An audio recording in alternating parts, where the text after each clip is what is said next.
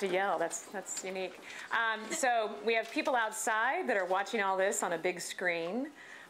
We're streaming live to 80 countries worldwide. No, I made that up. We're not really, but we do have a Twitter feed. So if you're on Twitter in 80 countries or 200 countries, you will be watching us. Speaking of which, we do have a hashtag #TopWomenInCloud. Woohoo!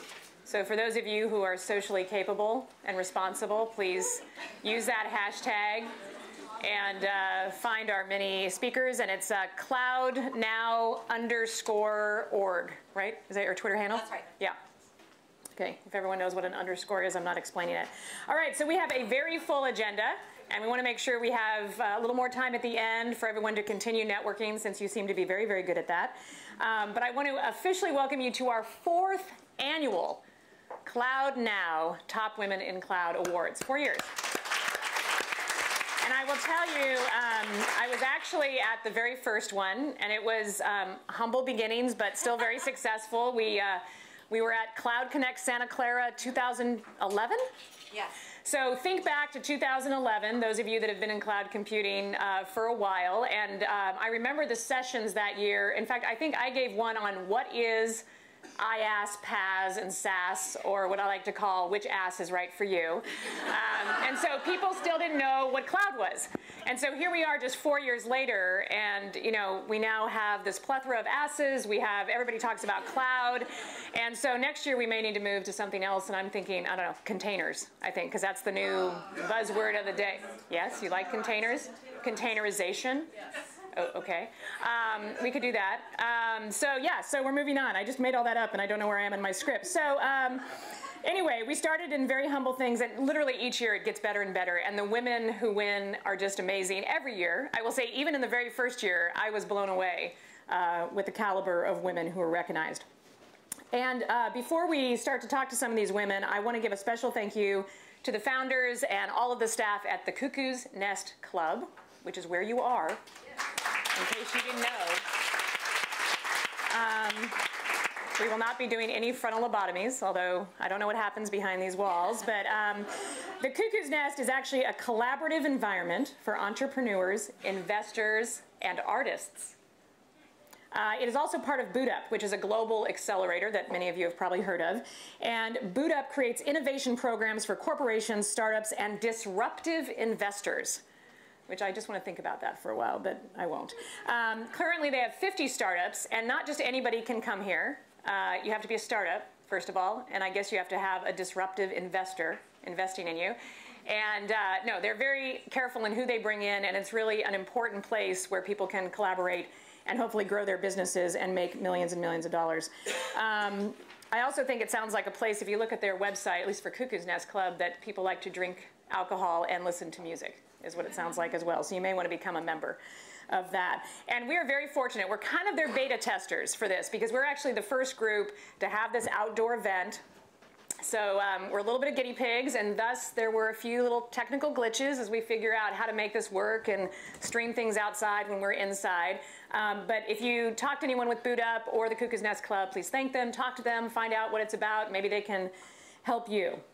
And I also want to thank our sponsors. We have many of them. I believe they are, yes, up on the screen. Thank you very much. HP Helion, to be exact, the cloud computing division of Hewlett-Packard. Not that I know anything about that.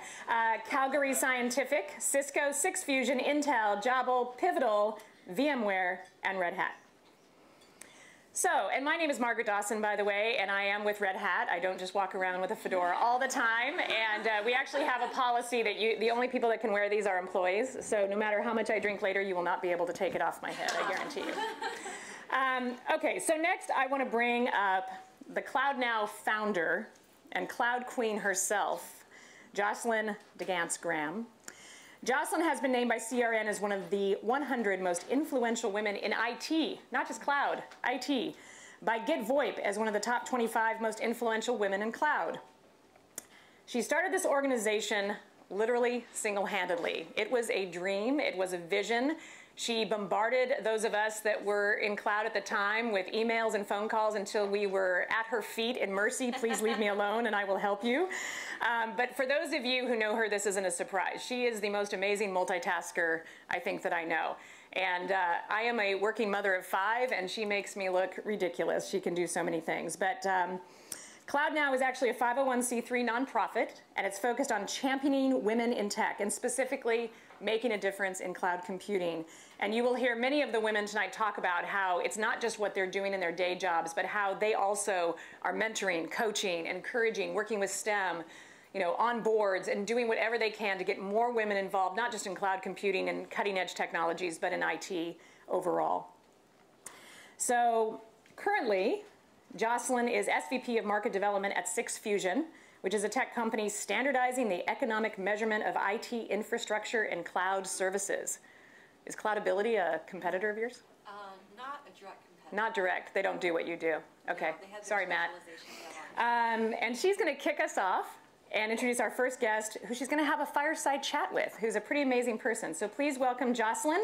And in addition to your Twitter handle, Top Women in Cloud, you also want to be getting your fingers ready for hashtag I look like an engineer. Yeah, thank you, Margaret.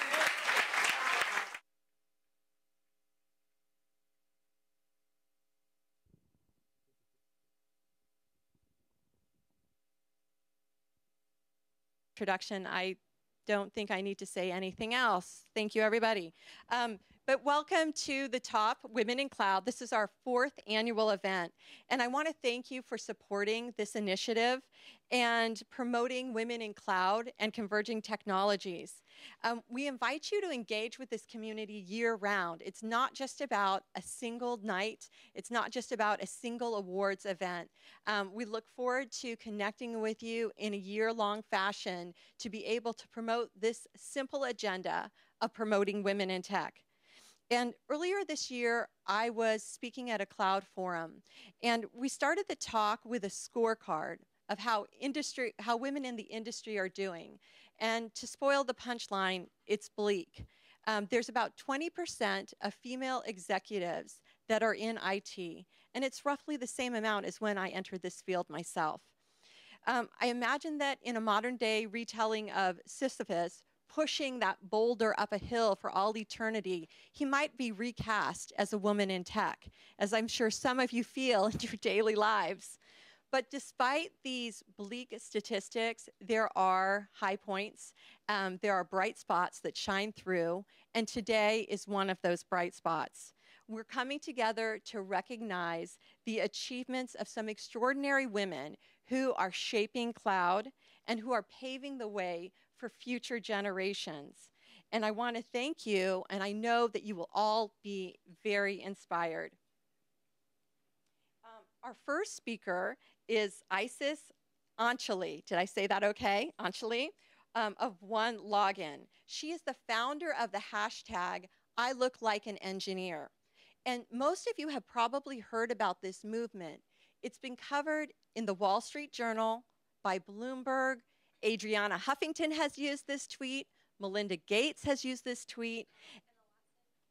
Emma Watson has used this tweet, people. And so I want to invite Isis up to the stage with me. We're going to do a chat and hear more about the origins of this movement. Okay. Let's get... So I'm going to give you this handheld. Thank you. So Isis, turn this one on. Is this one on? Testing. So Isis, it is such a pleasure to connect with you. Can you tell us a little bit about how this whole movement started? I work for a company called One Login. We're an enterprise identity management company. And they asked me to be part of a recruiting campaign that was targeted at other engineers. They featured a picture of my face alongside a quote about what I really enjoy working at the company. Alongside my ad were actually other ads of male colleagues basically looking the same but being themselves. And so when the ads went up, people were expressing disbelief that I could actually be what my title said. People were taking photos of the ad and having Facebook discussions about expressing disbelief that I could actually be what a female engineer looks like. And so then I took to writing this Medium article called "You May Have Seen My Face on BART" as an attempt to basically express my opinion about everything that they had been sharing. That's really, it's really fantastic. And I think it highlights that when you step outside a stereotype, that you get all kinds of backlash. So there's the backlash of women in tech, and that's one form of it. And then you got to double, because not only are you a woman in tech, but you're actually too attractive. So it's like this double bias kind of thing that's happening. Really, right? It's like, oh, I'm sorry. Right? You know, I think that there's a significant lack of strong female role models in this industry. If my smiling-faced and literally unbrushed hair is more controversial than my coworker wearing a large black top hat and a shirt that read hacker, which is innocuous with the dark side of hacking, but there actually was also an ad that went up at the same time that featured 16-foot-tall people wearing unicorn masks, but somehow mine was the one that people were talking about. Yeah, and it was an absolute outpouring. I think there were something like, in the first couple of days, 75,000 tweets on this using the hashtag. Actually, the last time I checked was probably a month ago, and it was 166,000. And so you've gone from doing your job to being highly visible. Have you ever had somebody that put you so ill at ease that you were afraid for your safety? Well, I mean, I live in San Francisco. So I actually have been taking lifts everywhere since my face went up in the BART stations.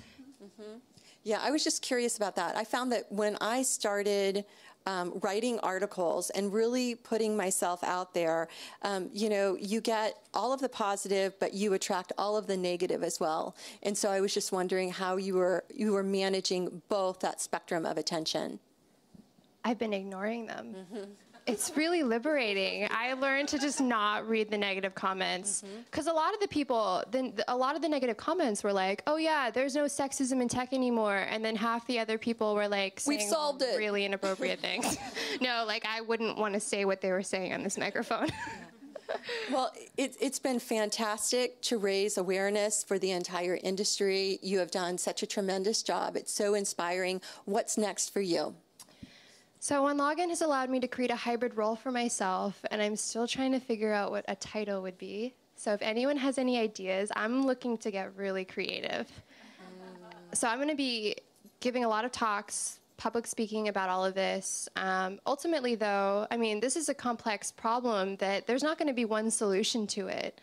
So only by trying a bunch of different things and having conversations about what actually works and what doesn't, can we really move forward to finding a solution? It's not about competition. We actually really need to work together. Well, it's fantastic to have you, and we know that we will be seeing you again, and hopefully you'll come back next year and let us know what's happened in that time. Definitely. Okay, thank you.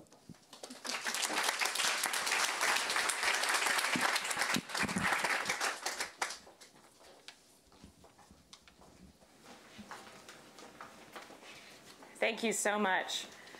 I love what you said at the end there. I mean, I think that as women and men, we must intentionally support women in tech. It's not enough just to show up.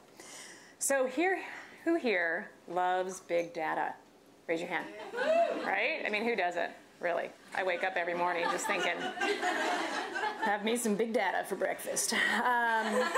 So our next speaker is using big data to prove something that 80% of us in this audience have known our whole lives. Can you guess what that is? That women are always right. I would add that any man that is happily married in this room also knows this, right? I know, good job. I could tell by the look on your face, sir, that you were a very smart man. So it's not exactly true, but he is using big data to prove what all of us love to talk about, which is why are certain leaders better than others? Specifically, he's using it around women leaders, a topic that was inspired by his own mother's leadership. Currently, Vaz Bailey is the principal of Quid, which is a next-generation software platform that augments human intelligence using big data, semantic analysis, and network theory to transform complex, fragmented information into actionable insights. I think actionable insights I read on every single big data product, so you might want to change that. But here's a little background about him. He is a serial entrepreneur and an advisor to many, many startups. He's a former McKinsey consultant, a nanotechnology and oncology researcher as well, and probably a rocket scientist in his free time. But I'm very interested to hear what he has to say, and hopefully his mother is here. Is your mother here? Oh, that's so disappointing. So please welcome Vaz Bailey. Woo!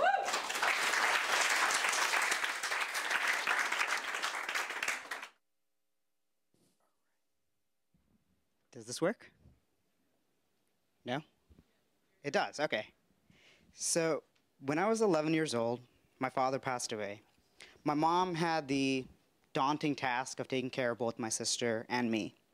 My dad was a mechanical engineer, and he was in precision plastics, injection and compression molding, trying to take these parts, and among many clients, the defense sector was one of them. And this was in Bangalore, India. So my mom tried to figure out the industry really quickly, and she wanted to provide us with the kind of life and the quality of life that she thought we deserved. The day she decided to continue running my dad's company, and the day she showed up, half the people in that business quit because they did not want to work for a woman. Thereafter, she had to try and work with these defense executives, and a lot of these decisions actually happened in bars. And these are not the San Francisco, the nice bars that you'd actually want to go into. These are bars that even I, at this stage, would not want to go into these bars. And she was clearly not invited into a lot of these decision-making meetings in these bars. So, but I digress, and that is important, and that is the struggle. But I think the bigger picture is she decided to continue working with it, and more recently, we've started talking about how she really felt through this entire process. And what was really interesting is she started talking to me about the largest difficulty was not trying to learn how to become a mechanical engineer, even though she was not. She was an English major. But the hard part for her was she did not feel safe in the environment. And this was in Bangalore, and I think that different cities may be different, and things could have changed a little bit. But the way she dressed to work, she was always constantly judged. The way she spoke, the language she used, it was constant judgment. But being unsafe, I think, was interesting. And so for me, personally, what I was interested in understanding was trying to understand the social narrative. Because in the US, I've been fortunate. Through McKinsey, through my last gig, I've had an opportunity to work with C-suite executives from the Pfizers of the world to the Ciscos of the world. And it's just interesting that over here, we're focused. And I think it's largely a positive conversation. And we're empowering women to talk about business and entrepreneurship. And I wanted to understand, is that same narrative true in a place like India or China? And in order to do that, decided let's use Quid and a big data platform to be able to visualize it to see what the narrative of women's leadership is. So if you were to take a look, and maybe the video will work, but essentially what you see here, each circle or node is a news article. So I looked at news stories from 2013 to 2015. And what Quid's doing for you is, as you can see, it's arranging all of these news stories into different topics. And you clearly see things like entrepreneurship, business, workplace equality, politics, legislation, they do show up. And in this view that we're seeing right here, I'm looking at the global view on women's leadership. It's not country specific. And what's really interesting is you see things like entrepreneurship. And you can see the articles if you were to dive in to see what kind of articles show up as well. And none of this should be very surprising to all of us, especially as we live in the States. Knowing that we have legislation for rights, alpha women, Hillary Clinton coming up here, is not necessarily that big a surprise. But what I wanted to do is go a little further and try and understand, of all these news articles and these different themes and topics, which ones received a lot of social attention and reshares, or which ones were just reprinted by the media repeatedly. And so what you see here is a 2x2. On the y-axis, you see the social sharing, which means that people started sharing articles within this cluster on like Facebook and Twitter. And on the x-axis is how many times a media source like New York Times and Washington Post republishes it. And again, what was really encouraging is that business and entrepreneurship and workplace equality did receive both social sharing as well as media republishing. But what was not really great was female poverty and violence against women were still perhaps not sexy enough to discuss, especially in Western markets and in the Western countries. So let's move on, and let's now take a look at filtering it by countries. I said, let's try and focus on US, UK, India, and China, the one previous to this. And if you looked at the network map here, what was really great is that workplace equality, even for these 4 countries, is still central to the conversation. Because one thing QUID does for you is also not just telling you what themes and topics show up, but the location on the map also tells you how important it is to the whole conversation. But what isn't great to see is the fact that you see violence against women and rape come up as a whole cluster. And a large part of this, as you'll see, is driven by actually India is driving the conversation around this. And to me, it was just taking another step back saying, hey, we live here and we sometimes think about encouraging women, but you know, there is a cultural filter that we have to apply to the conversation on women's leadership.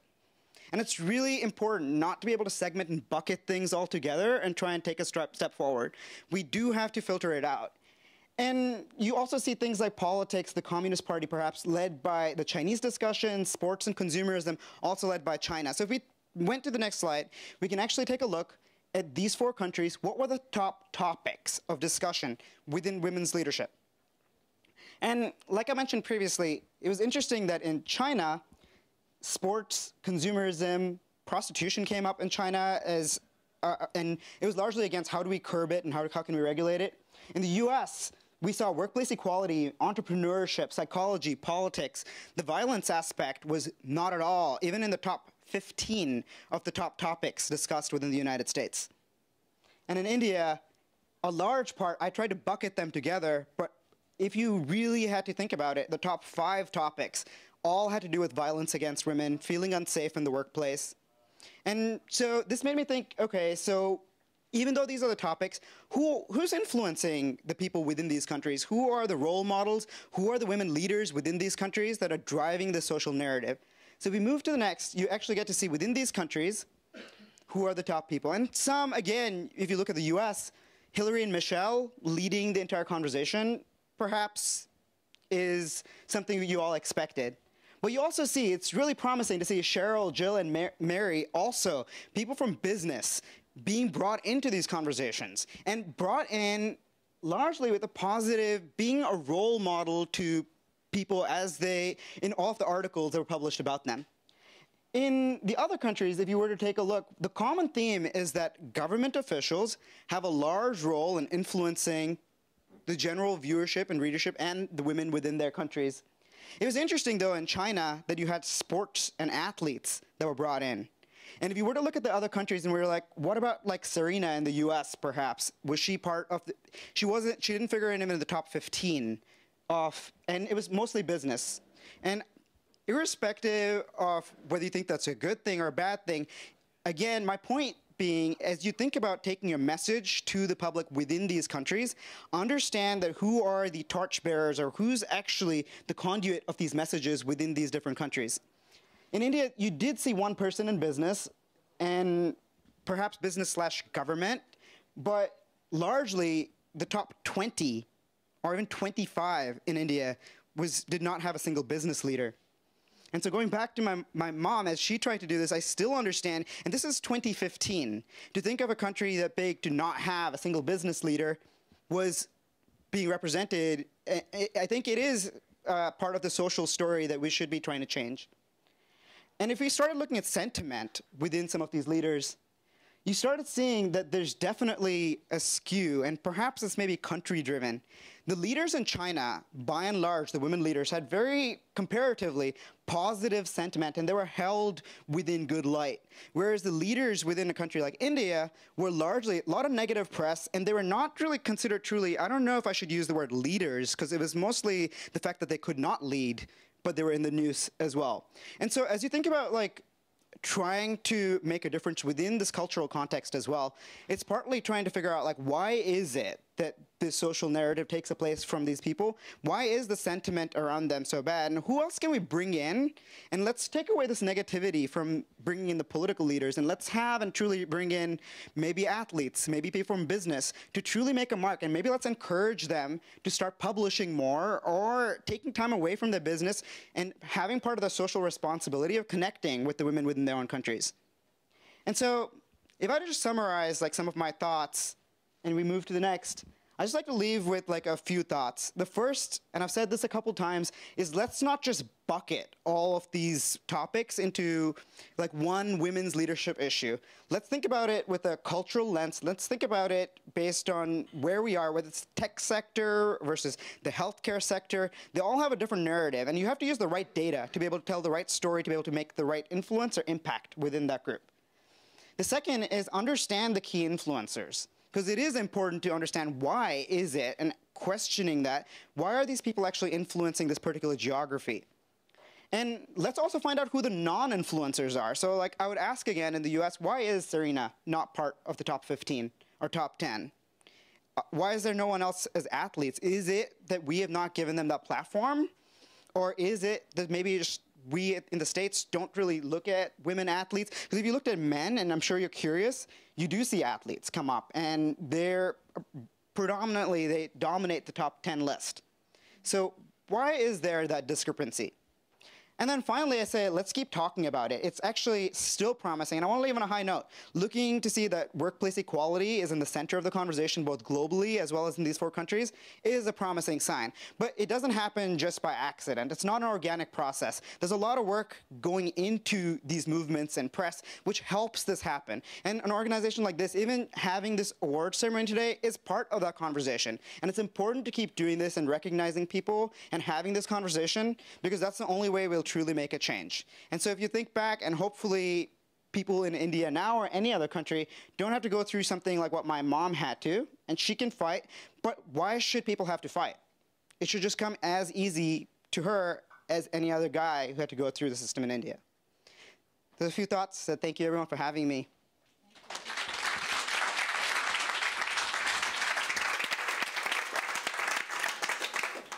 You can always tell the men who were brought up by strong women, because they are just unapologetically supportive of women. It's just awesome. And I always think about that, you know, when we blame men for certain things, it's like, well, who's raising them? Let's, you know, look in the mirror. So some of you might know I previously worked at HP. And the reason that's important is because our next featured keynote speaker is a distinguished technologist at HP. And I can tell you that becoming a DT at HP and other acronyms is not actually simple. And in fact, I was thinking about if I could name even one other woman distinguished technologist when I was at HP, and I could not think of one. So just to give you context. But Allison Randall is distinguished in many ways. She's a software developer, an author, and an expert in open source. In addition to her role as an open source strategist at HP, she is the president of the Open Source Initiative. You'll often see that as OSI. It's a nonprofit corporation formed to educate about and advocate for the benefits of open source and to build bridges among different constituencies in the open source communities. I should say the many, many open source communities. She is also the former chief architect of the Parrot Virtual Machine, a member of the board of directors for the Perl Foundation, a former member of the board of directors for the Python Software Foundation, and a former chairman of the Parrot Foundation. She is also co-author of Perl 6 and Parrot Essentials and the synopsis of Perl 6. And I really liked her blog when I was doing my research. You can read more about her and her thinking on her blog, which she calls Here Be Unicorns. The URL is actually AllisonRandall.com. So please welcome this amazing unicorn to the stage, Allison Randall. Do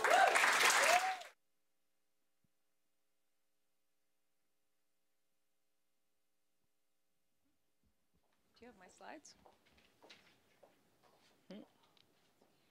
We may have a short technology glitch. All right.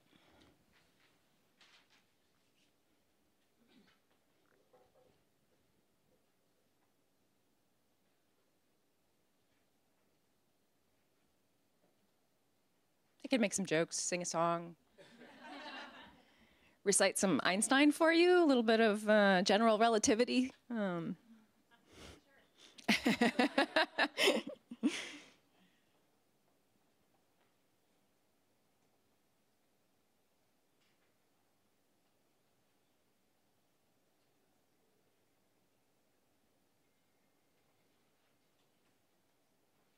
Or I could just start talking. So I really have two roles at HP. One of them is I work for the CTO of HP Cloud on open source strategy, and that is maintaining strategy around the open source projects that we consume and contribute to, really as an investment strategy.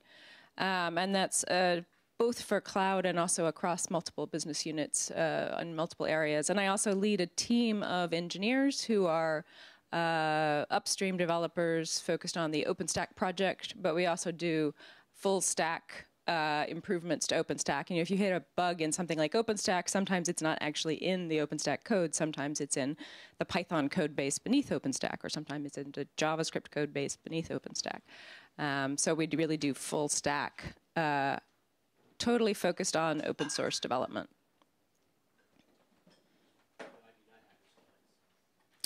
Do you want me to grab my laptop? Yes. All right.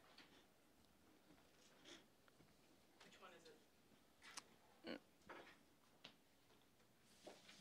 Oh, I'm stealing from my laptop.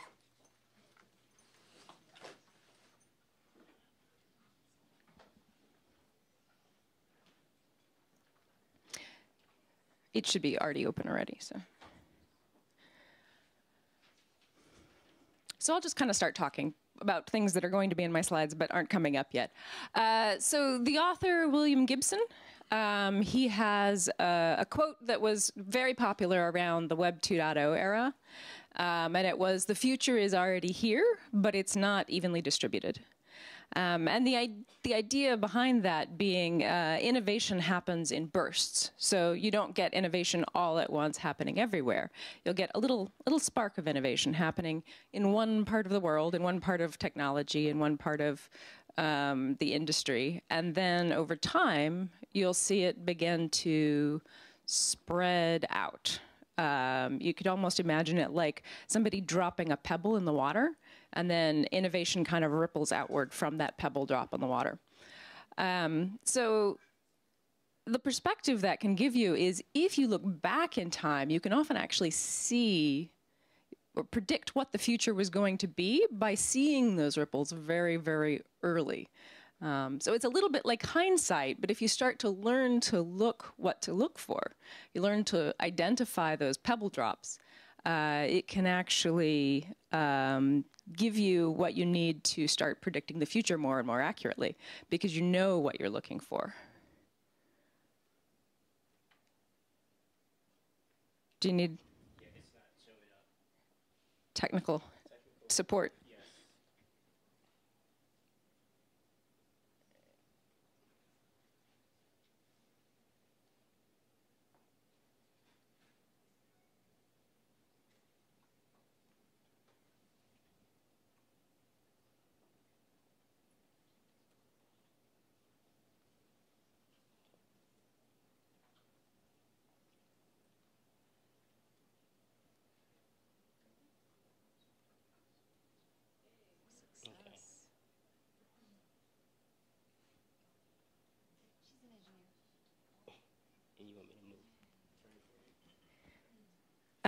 Yeah, you can turn it for me.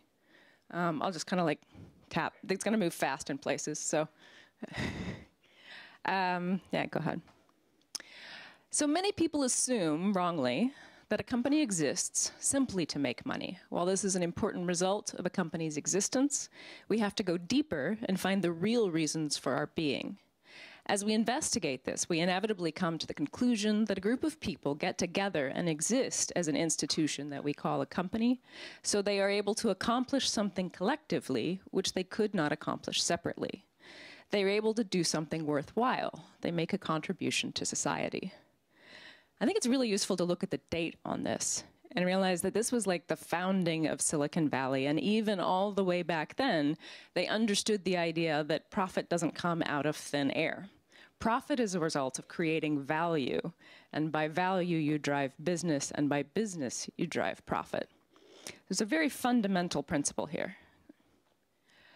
So I did that one, distribution of future. So if you look at the way that innovation spreads over time, I've got a little bit of a metaphor here. It's a little bit geeky. It's from physics. I'm going to use the speed of sound. It also works if you use the speed of light, but it's a little bit harder for people to relate to.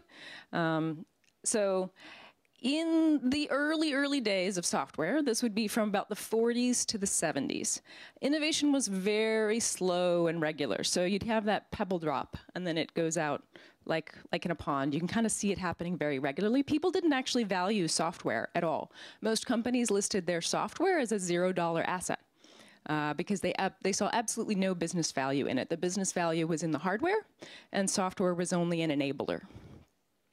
So you'll see things from the 40s to the 70s, things started to shift, and you can see that acceleration happening. And as it accelerates, so as an object accelerates, as it's traveling, sound waves, instead of just going out regularly like a pebble drop, they start to kind of bunch up on one side in the direction of travel. And you can see this sort of effect. So the parallel to that is you can start to see people beginning to think software might be something valuable, but it was only just the beginning of an idea. And legally speaking, software wasn't copyrightable. It was considered a utility, and it wasn't considered something you could make money off of. So the next stage, the real kicker was pretty much 1980, which is when software copyrights were introduced. So a funny thing happens as you're traveling along. When you hit the speed of sound, when you exactly hit the speed of sound, all those sound waves that have been kind of like spreading out from around you as you go, they all bump up right on that edge. So all those sound waves that you produced an hour ago, 5 minutes ago, a minute ago, a second ago, they're all traveling the same speed as the object, and they end up bunching up right there around the object itself. And this creates a zone of turbulence right around the object that's traveling. It's incredibly disruptive.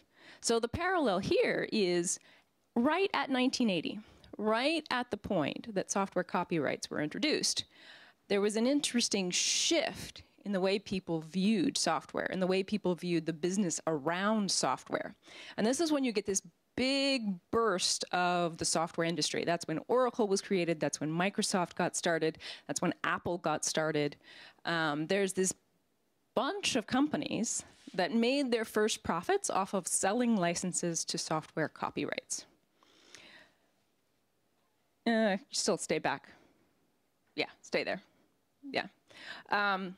So you'll see a parallel there between the two. The interesting thing is when you're traveling past the speed of sound, then everything changes. That strange bunch of bundle of activity smooths out. So those sound waves that are preventing the object from traveling, people called it the sound barrier, and pilots died trying to cross it because they thought it was impossible. So that view of software, that selling software licenses is the way to make a profit, it's actually a fiction. So the weird thing that you found, when we crossed into the 90s, there was a big shift in the way that technical innovation happened. So there was about a decade when technical innovation was driven by these companies who viewed that software copyrights and selling software copyrights was the way to drive technical innovation. Through the 90s, you had the introduction of Linux and Apache and MySQL and Python and Perl and all these projects that are now very much the core of a lot of the internet infrastructure today. And they were introduced in a different way of thinking. So that change drove another change, which is the introduction of Web 2.0.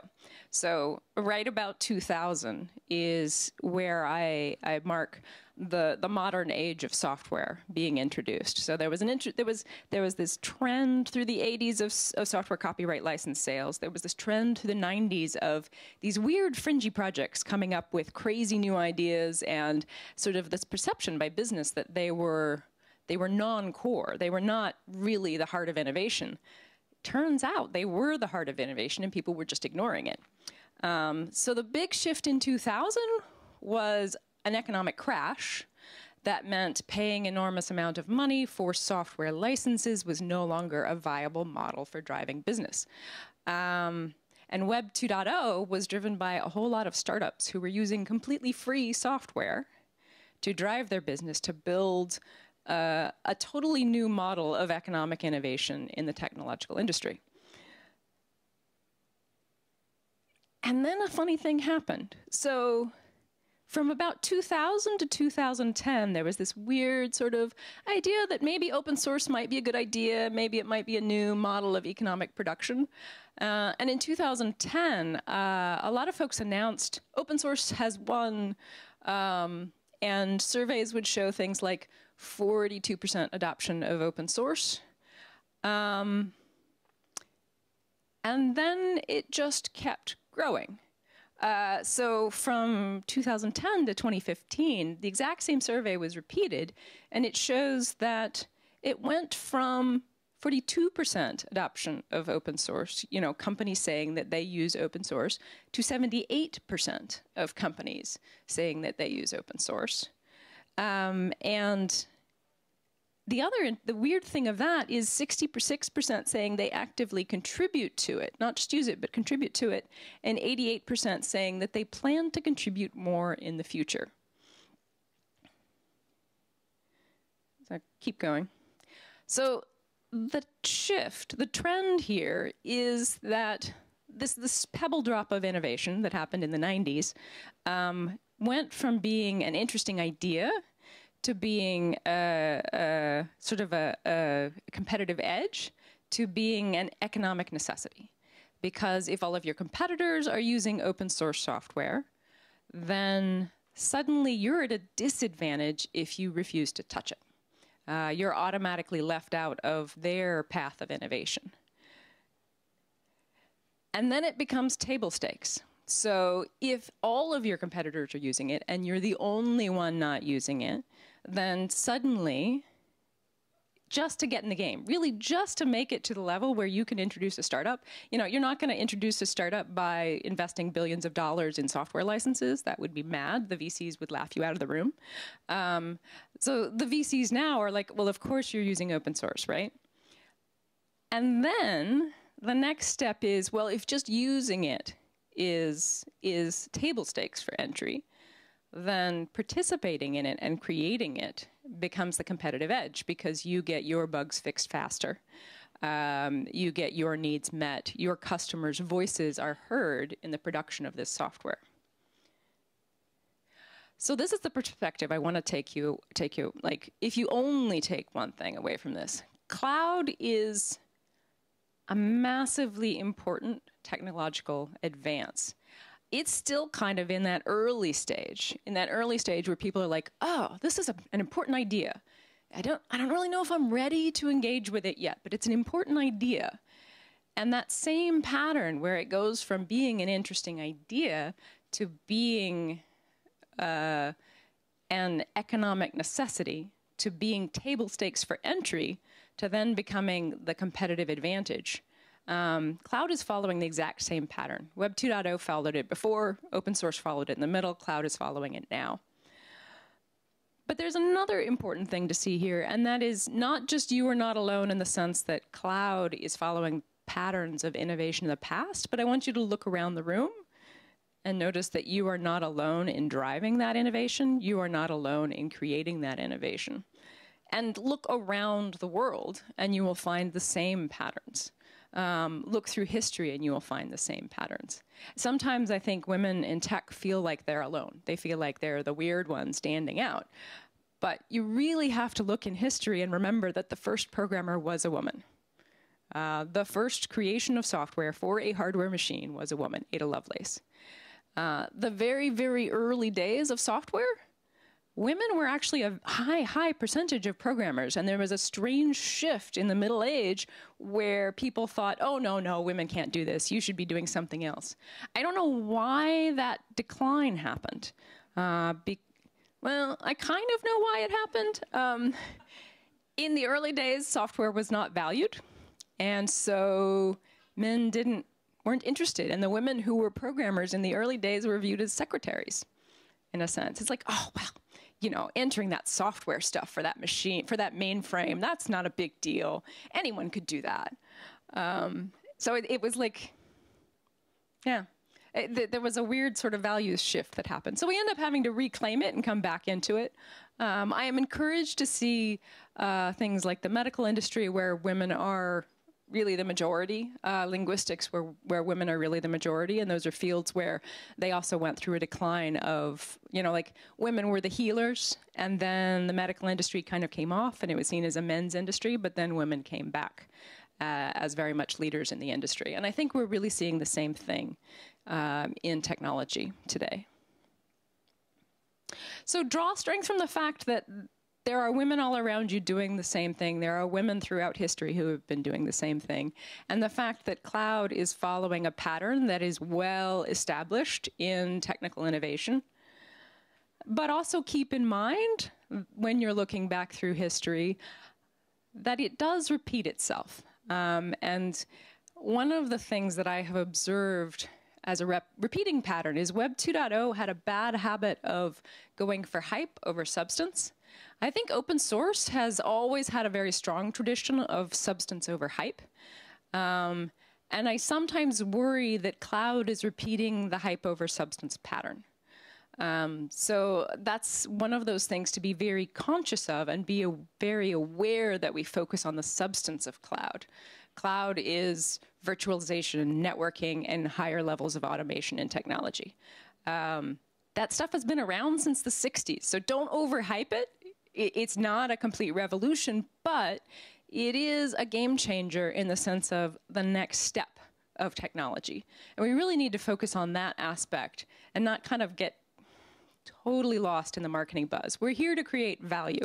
We're here to change the world. And that's how we make profit, is by changing the world and adding value. And also to keep in mind that the state of the art is constantly changing. You know, whether we're talking about cloud, whether we're talking about large data centers in general, what we have today is always only leading up to what we have tomorrow. So in OpenStack, which is kind of where my greatest focus is in cloud, we have a meme that's arisen in the past year. That's the big tent meme. You can kind of think of like a massive circus tent, and you know, there's the performers, there's the audience, there's like just a huge number of people in there, and they're all very different. And I think, to me, it encapsulates not just the idea of embracing new technologies, embracing a diversity of technologies, but also embracing a diversity of people and a diversity of perspectives.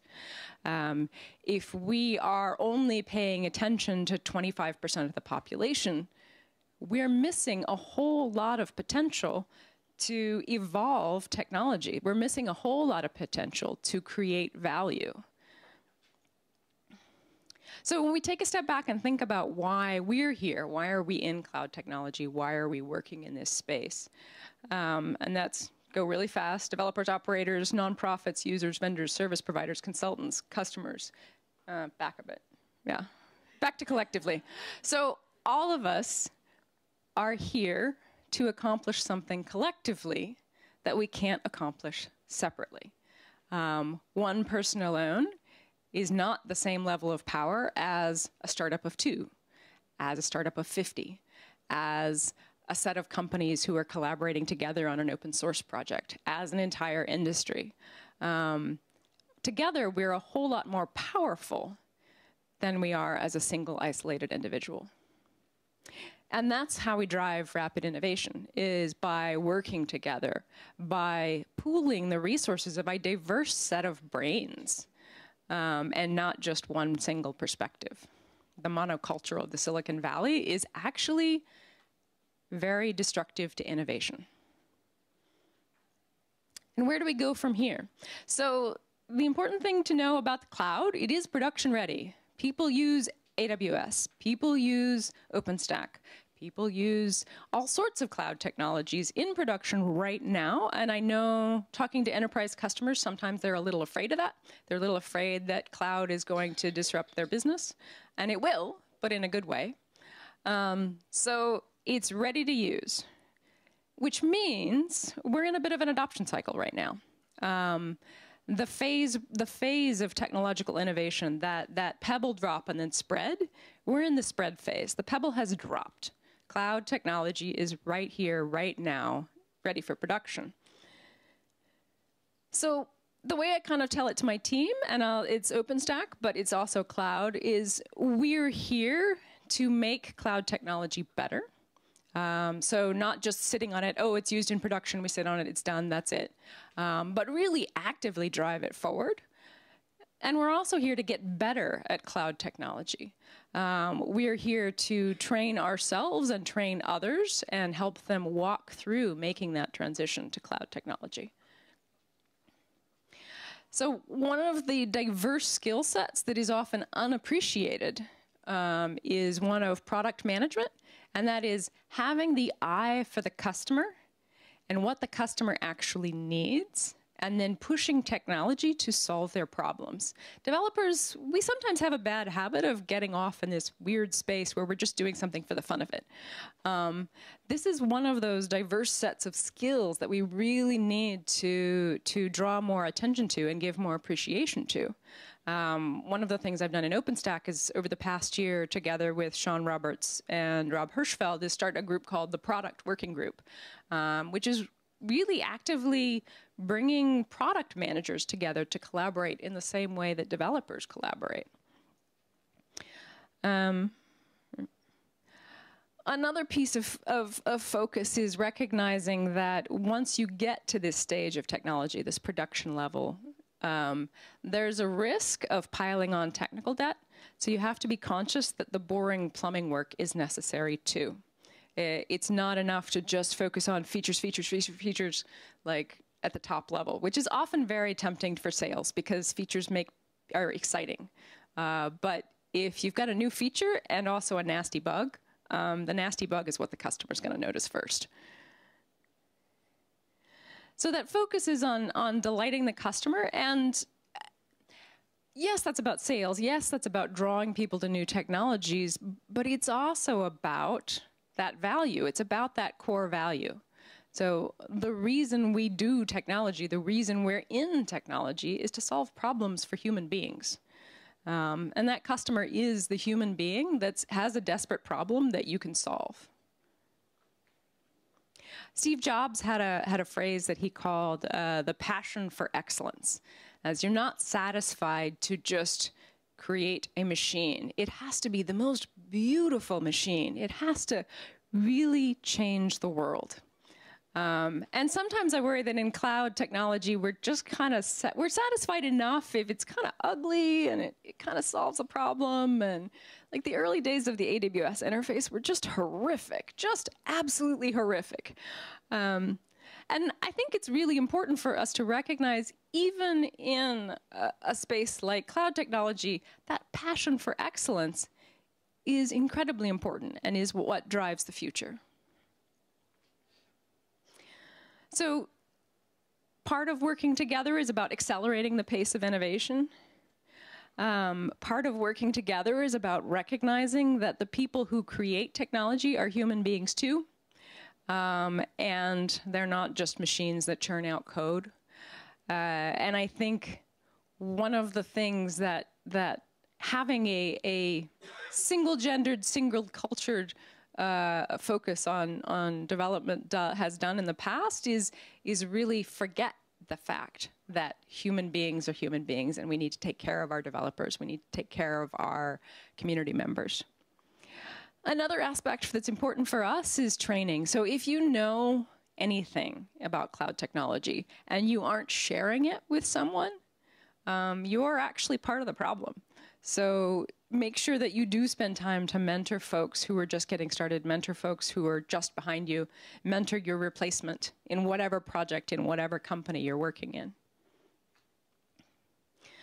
And it all comes down to, ultimately, the diversity. Diversity of gender is important. Diversity of culture is important. Diversity of geography is important. And beyond that, diversity of technologies is important. I think there's there's a risk right now in cloud technology that the future of technology will be dominated by 3 companies, which is great for them, but it's not great for the rest of the world. And you know, one of my perspectives on OpenStack is it, along with many other projects in the cloud space, they're really important for making sure that we have choice in the industry. So Gartner estimates that infrastructure as a service will be a $50 billion industry in 2018. And that's just infrastructure as a service. That's not PaaS and software as a service and all those others. There is a lot of money going around there. Amazon just announced this year that their AWS profits are $5 billion. That's tiny. That's absolutely tiny. And there is no way that Amazon is going to dominate that space, which means there's an enormous economic opportunity around cloud technology that goes all the way from Fortune 50 companies down to like the little startup of 2 people that's helping a micro slice of the industry make that transition to the next generation of technology. Which introduces a new way of doing business in a sense, because if no one company is going to dominate that space, then there's a lot of opportunity for all the other players to work together. And that may be as simple as, you know, a small consultancy that helps companies move to AWS. Like, that's a slice of the market. That's a part of driving forward innovation. It may be much more complicated to that and be 500 companies collaborating together on developing OpenStack. There's a very broad range. But it's a different perspective on business to say, I'm not here to dominate the cloud industry, because nobody's going to. But I am here to add value, and I am here to drive the state of innovation forward. So to put you in perspective, total perspective vortex, you, one individual person, are incredibly important to the future of technology, to the future of cloud technology. Every single one of you in this room. And I want you to keep that in mind, because what you do tomorrow is contributing to the future of cloud technology. I'm not really a big believer in sitting around and like looking at the stats and looking at the crystal ball and trying to guess what the future is going to be. I'm a much bigger believer in deciding what I want it to be and making it so. So if we want the future of cloud to be great, if we want it to be diverse, then everything that we do tomorrow and the rest of our lives has a massive impact on that future. We create the future. Thank you.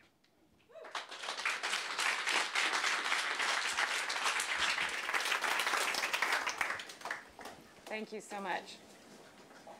I think she said something, brought one point up that's really important to emphasize, and that is there are many entry points into cloud, into open source, and into technology. Product management is one. There are many ways to get involved and to change the world. You don't have to be a developer, and I think sometimes we lose sight of that. So we've got one more presentation before we take a break, and then we're going to come back and do the pitches. And this is a very important one. This is our Lifetime Achievement Award. We've only given this one time previously. So let me tell you a little bit about this year's winner and her journey as a woman in tech. It's pretty amazing. The journey has spanned more than 30 years, which when I looked at her was very confusing because she looks about 39, so that's, I can't quite figure out how she did that. But she started her career as a systems programmer in the IT group of CIBC Bank in Toronto, Canada, back in the 80s. So good Canadian. I think we've got a few Canadian winners, actually. From there, she took her IT experience and moved to CA as a software engineer. After 5 years in engineering, she crossed the chasm from techie to salesperson and fused her passion for tech and customers. And in that, she consistently exceeded her targets and rose to CA's Global Sales Leader of the Year by 1998. Following that kick-ass sales career, she then ran global product and solution marketing for CA. And then she decided to cross another chasm and come to the United States.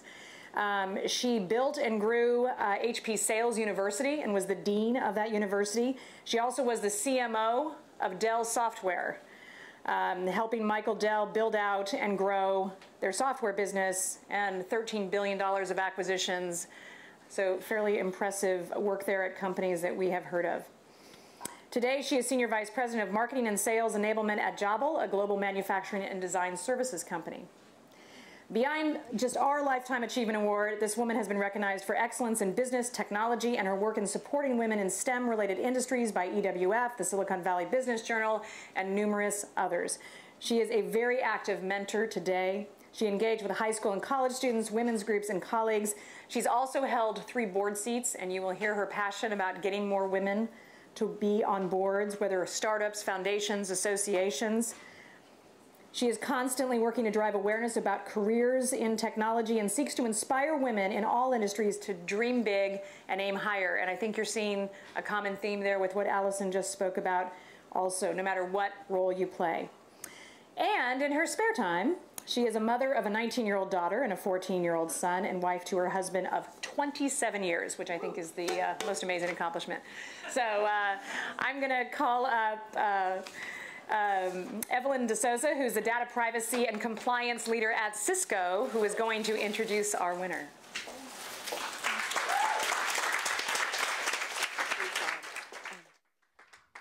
Do we have 2 of these microphones? Where's the other one? Oh.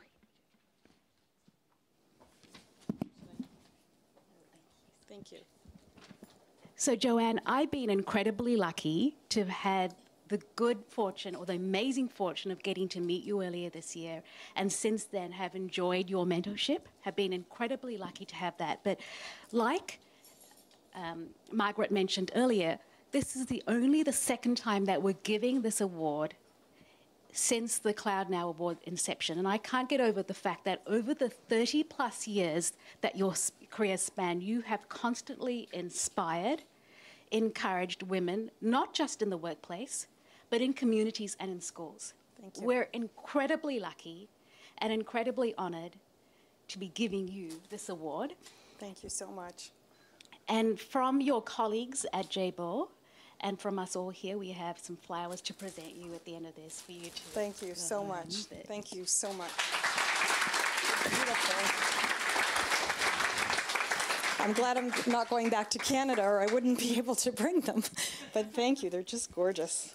So for those of you who've not met Joanne before, or Joanne runs this online digest called the Butterfly Digest, and I just love the principle behind it. So the idea is women inspiring others to fly higher and do it collaboratively. And so I started reading this digest about a year ago, and I truly feel inspired. Every Friday, or sometimes more often, Joanne releases these or updates this digest. And it's a really wonderful source. And when we get our audio-visual working again, you will have the links to those resources and some others that Joanne is going to offer today. And we decided to do this award presentation in the Q&A format just because there's some wonderful aspects about Joanne that we want to highlight. And one of the first of them is, what had actually inspired you to start helping women? So that's a great question. Clearly my mother had a huge influence, like Vaz had a, incredible mother and pretty much raised us on her own. But came, with nothing from her old country, which is Italy. And, put us through school and everything else, and just was able to spend time with us, enough time. I mean, she obviously had to work, but she was very inspiring and taught me so many lessons. I mean, lessons that I still apply today. And one lesson I'll pull out is just surround yourself with people that are better and faster and are, smarter than you, because that'll just wear off on you. I'll never forget that. I mean, from the minute I was, 5, and I could, really absorb what she was saying, and she said it since then. Always surround yourself with great, great people and great teams, and, work together with other people. So I've applied that.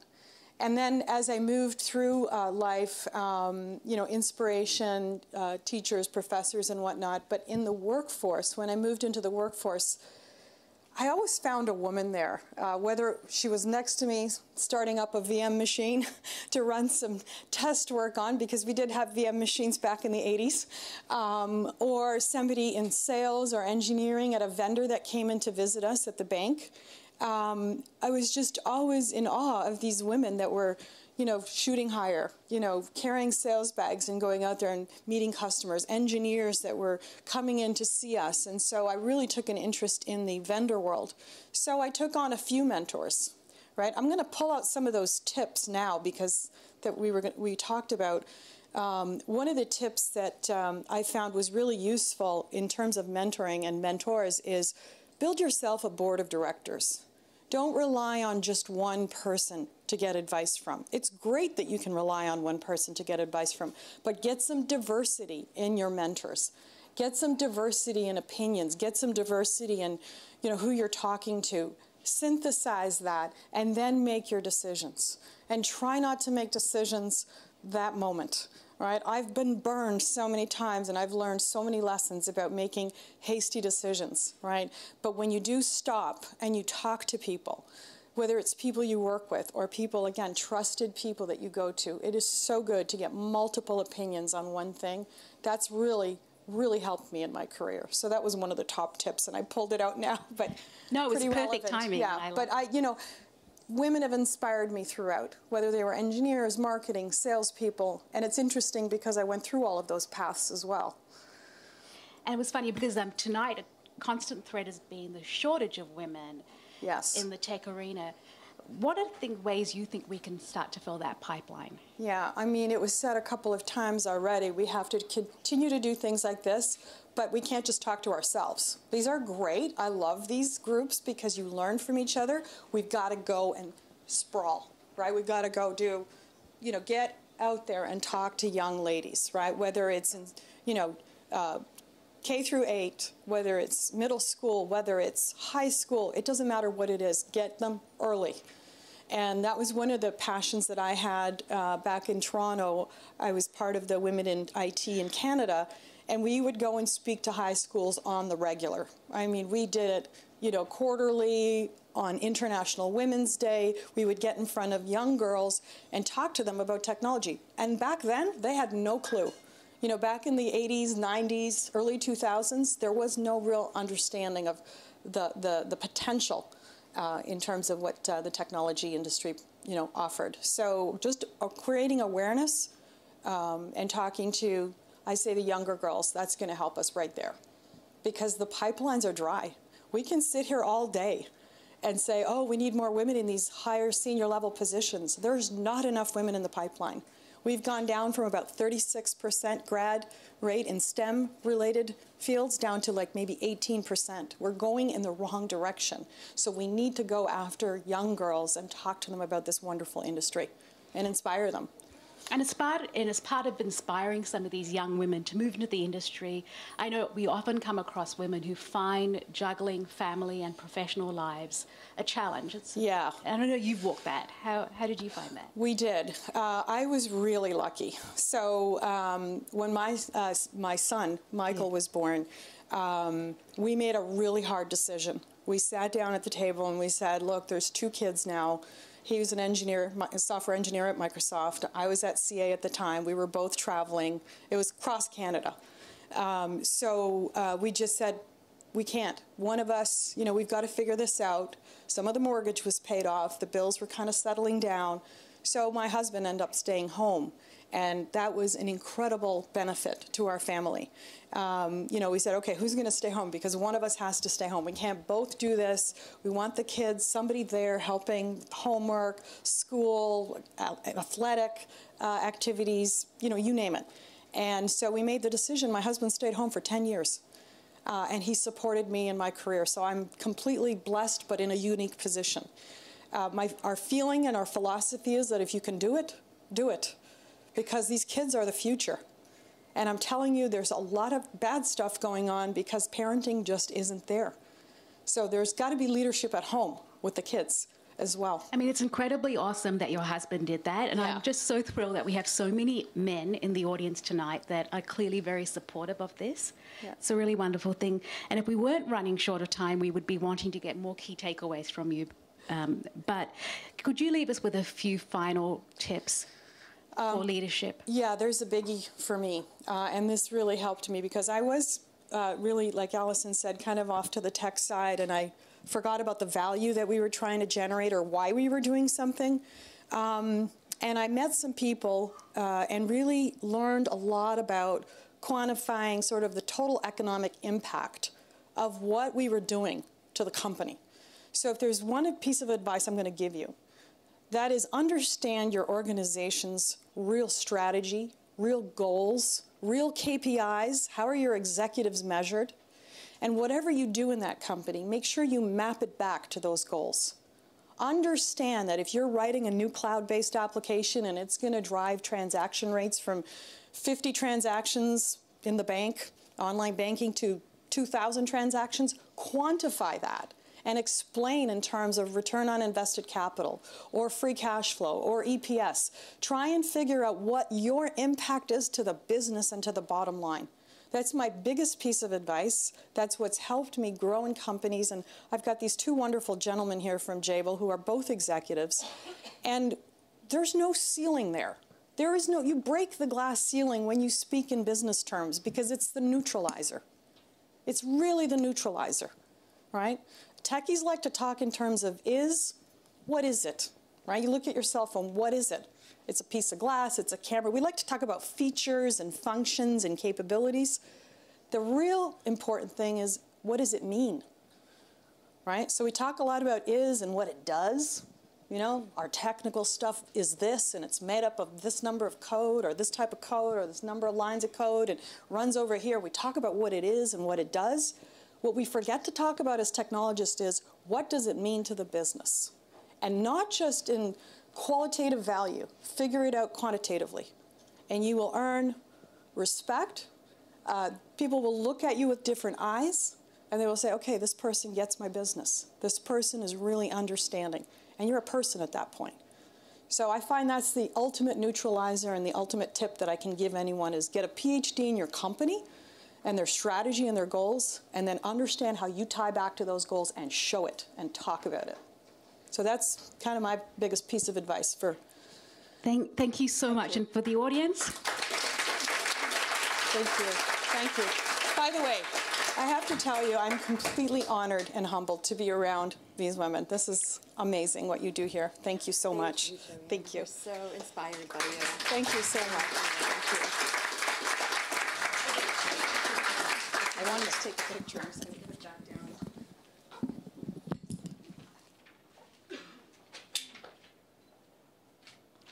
Oh, now I want one with three of you. Yes, yes. Thank you.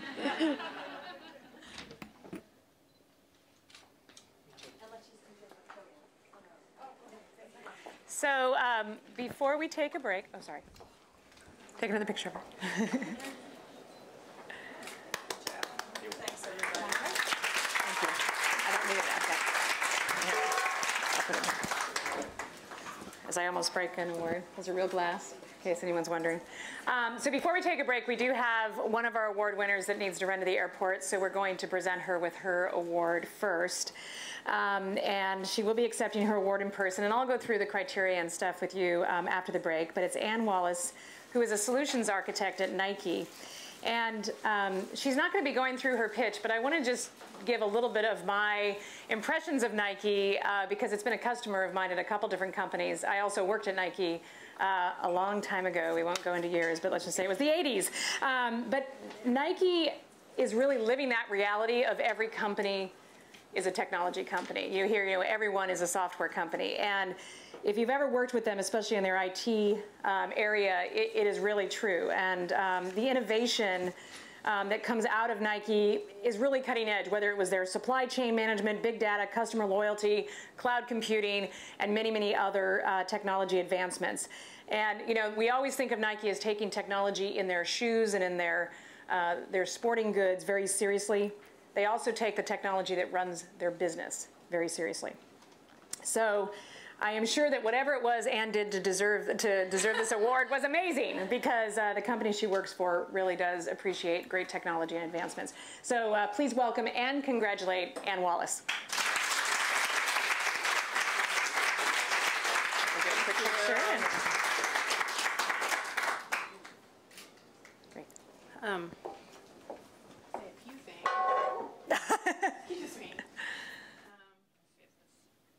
this working?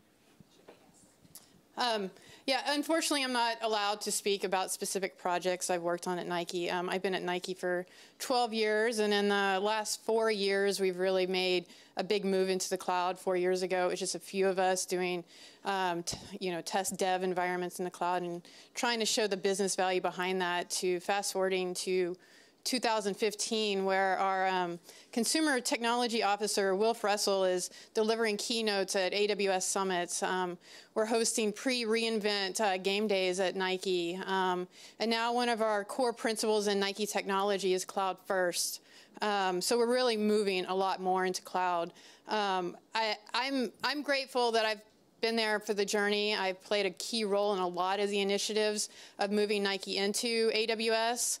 I'm also very honored that I've worked with a lot of amazing women at Nike. My senior director, who's been my senior director for years, Karen Lawson, has believed and championed all my ideas about AWS and cloud. Couldn't have done it without some strong women at Nike. Another one, Amber Milovic, who is also another cloud solution architect at Nike, I wish she was here with me today. She deserves this just as much as me.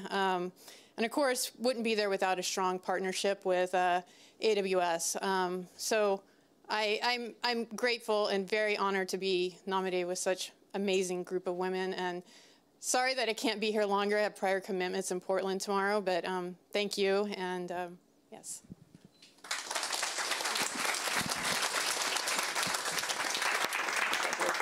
Thank you. All right, so we are going to take a short break, maybe about 15 minutes, get a glass of wine, have something to eat, refresh, and then we're going to go through rapid fire pitching and the final awards. Congratulations, yeah.